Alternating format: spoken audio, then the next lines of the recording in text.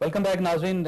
میاں نواز شریف صاحب ہمارے ساتھ تشریف رکھتے ہیں اور ہم گفتگو کر رہے ہیں ان کے سیاسی کیریئر کے بارے میں اور آنے والے الیکشنز کے بارے میں.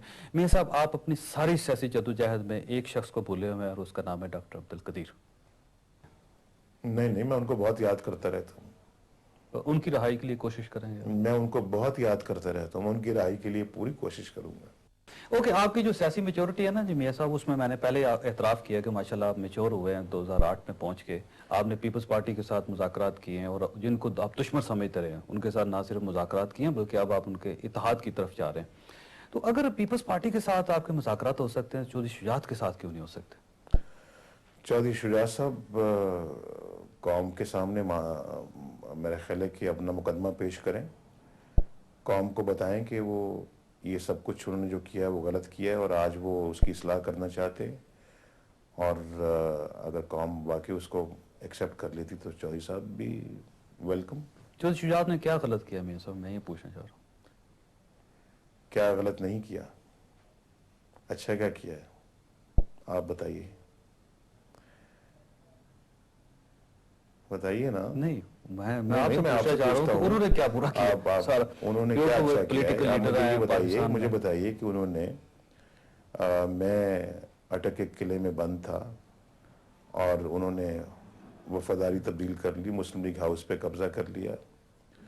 چودھری صاحب نے اس شخص کے ساتھ چلنا پسند کر لیا یا اس کو قبول کیا جس شخص نے چودھری صاحب کی حکومت کو توڑا تھا، جس کا میں وزیر اعظم تھا. چودھری صاحب اس کے انٹیریئر منسٹر تھے.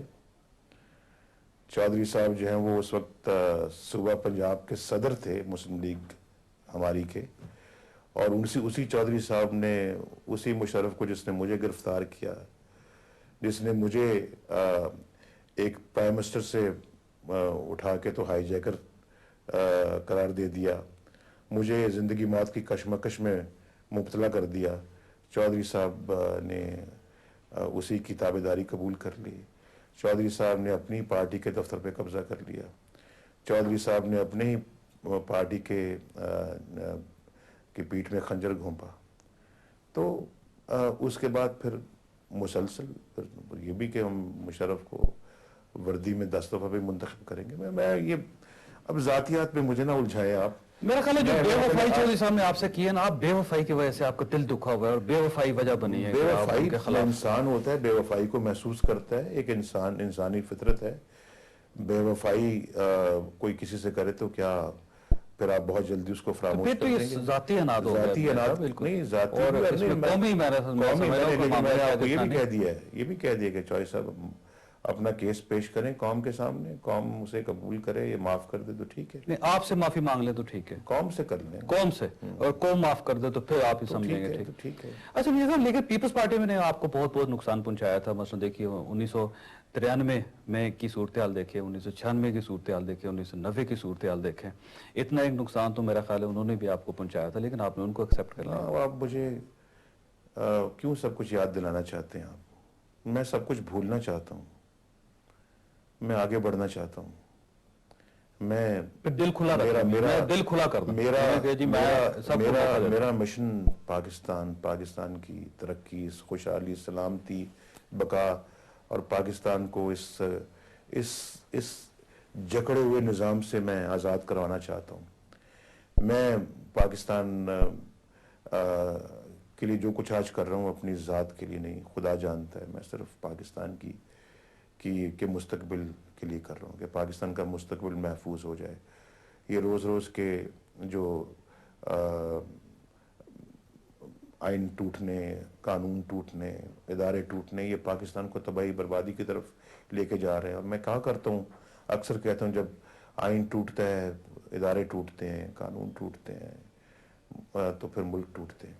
ہم نے 1972 میں اس کا نمونہ دیکھا ہے، اس کی مثال دیکھی ہم نے. مشرقی پاکستان بنگلہ دیش بنا. تو میرے خیال اب کم از کم اب تو خدا کے لیے ہم اس سب چیزوں سے نکلیں. اب تو فوج کے ان آمریت پسند جرنیلوں کو یہ سمجھائیں کہ خدا کے لیے پاکستان پہ رحم کریں. بہت زخم کھائے ہیں پاکستان نے آپ کے ہاتھوں، اب بس کر دیں. ان 16 کروڑ عوام پہ چھوڑ دیں یہ پاکستان کو جیسا بھی چلائیں گے اچھا چلا لیں گے, ان سے بہت بہتر چلا لیں گے, چھوڑ دیں. اور یہ آپ نے بھی کہا ہے نا کہ سیاستدان بناتا ہے سیاستدان خراب کرتا ہے, شروع میں آپ نے کہا ہے. جمہوریت کی یہی تو بیوٹی ہے, یہی تو جمہوریت کی خوبی ہے کہ جمہوریت میں یہ لڑائی بھی ہوتی ہے, کرسیاں بھی چلتی ہیں پارلیمنٹ میں, مکے بھی چلتے ہیں, تھپڑ بھی مارے جاتے ہیں, گالیاں بھی نکلتی ہیں, لیکن اس کے بعد پھر جمہوریت جو ہے نا وہ اور بھی خوبصورت بن کے باہر نکلتی ہے.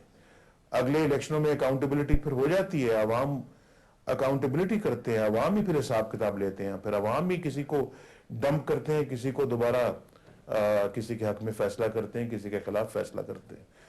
عوام پہ چھوڑے, عوام کی ججمنٹ سب سے بہتر ججمنٹ ہوتی ہے.